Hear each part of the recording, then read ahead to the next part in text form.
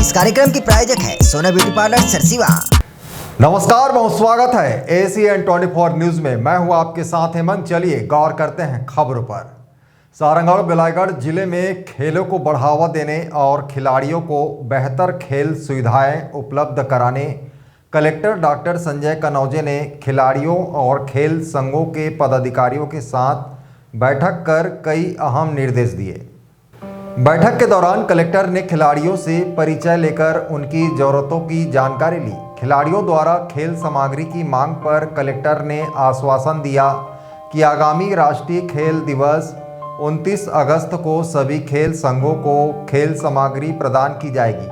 Collector ने अधिकारियों को निर्देश दिए कि खेल भाटा मैदान में हाई मास्ट लाइट, शौचालय निर्माण और सेट की व्यवस्था की जाए। साथ ही कराटे खिलाड़ियों को प्रैक्टिस के लिए नेट और मैट भी उपलब्ध कराने की स्वीकृति दी।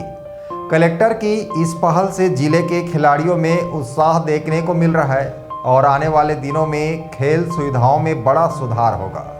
सारंगढ़ बिलाईगढ़ जिले में खेल गतिविधियों को बढ़ावा देने के लिए आज जिले के जो विभिन्न खेल संघ है उनके पदाधिकारियों के साथ में आज बैठक किया गया।